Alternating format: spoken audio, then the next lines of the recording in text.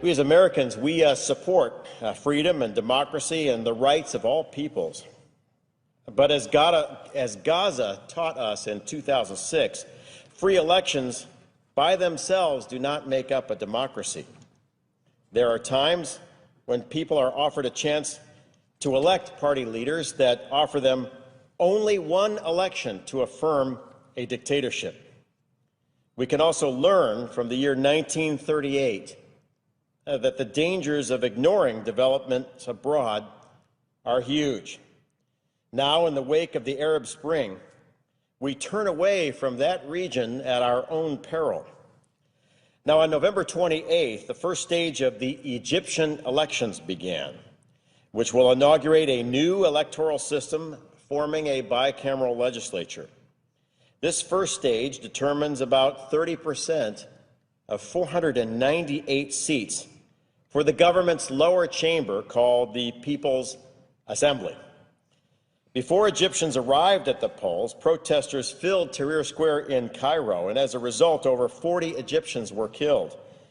Many are objecting to the military's interference in the electoral process and the decision to force elections well before secular parties had a time to build their capacities.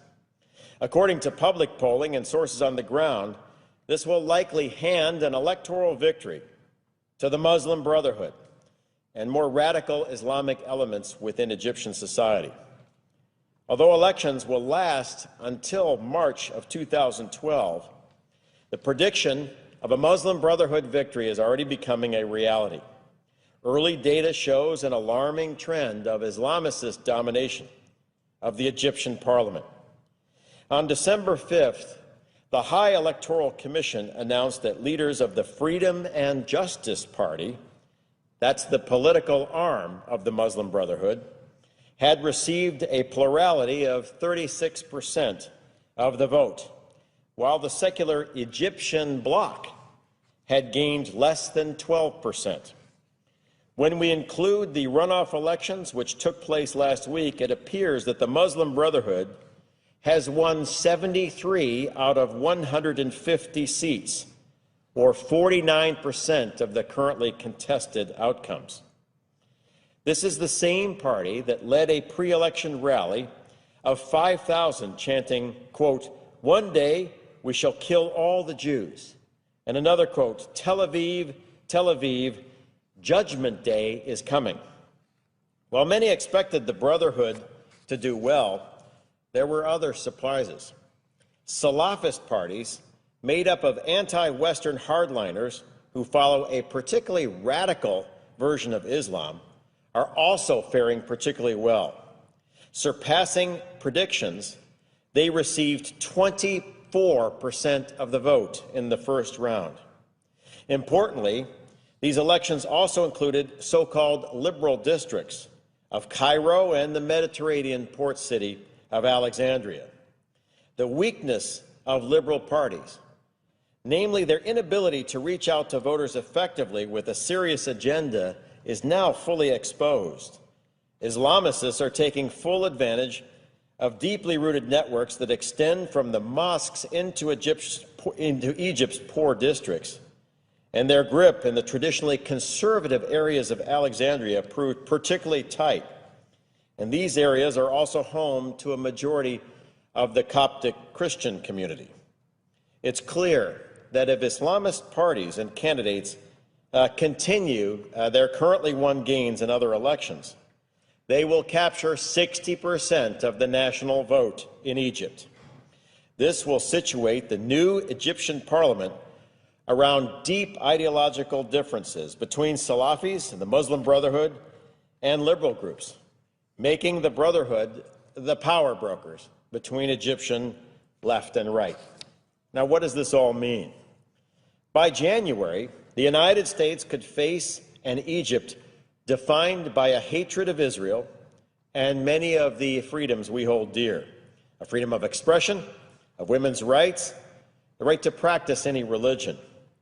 This Egypt counts Iran as a friend and poses a threat to the Camp David peace accords, which have served as the cornerstone for Egypt's strategic position for 30 years. Do we expect that an Islamist-led Egypt will prevent weapons from arriving in the hands of Hamas? Will an Islamist-led Egypt help preserve a free South Sudan? Will an Islamist-led Egypt act to protect Coptic Christians, who make up about 10% of Egypt? Or will we see continued violences, like we saw on October 9th in Mazapro, which killed 27 civilians and injured hundreds?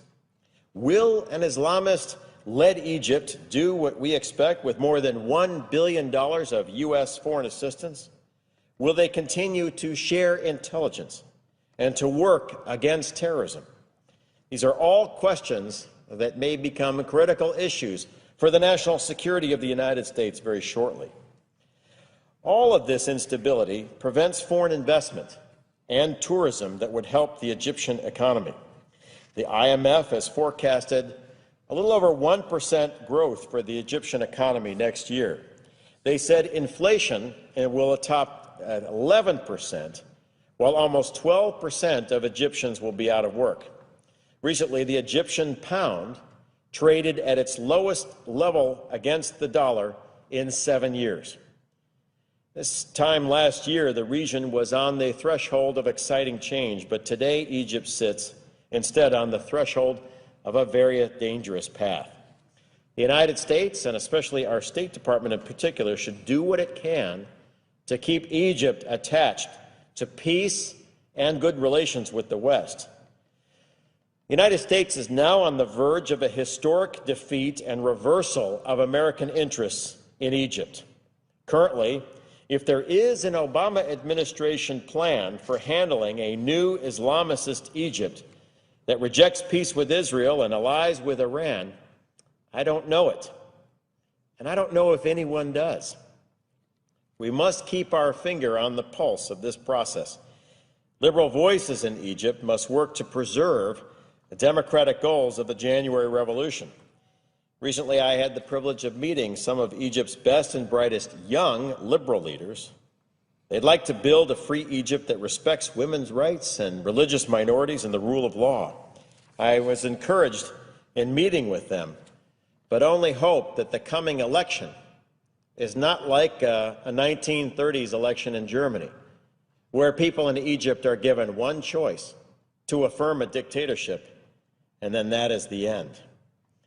If a radical Islamic government rises in Egypt, one that disavows the Camp David peace accords and no longer acts as a stable strategic partner in the Middle East, then we will look back on the recent election in Egypt and its successors in December and January as the turning point for a historic reversal of the United States. My hope is that the State Department watches this very carefully. My hope is that we have a plan to make sure this critical country stays within the U.S. orbit. But my fear is, given the recent elections in Egypt, we have already lost quite a bit of ground. And if current trends continue, then by the middle of next year, we will have a Muslim Brotherhood government in command of the Suez Canal, in charge of Cairo, the second center of learning in the Arab world, along the border of our Israeli allies, friendly to Hamas, friendly to Iran, and hostile to Europe and the United States. And my hope is, over the holidays, we work very hard and diligently with our allies, and especially liberal forces in Egypt, to make sure that that reversal doesn't happen. And with that, Mr. President, I yield back.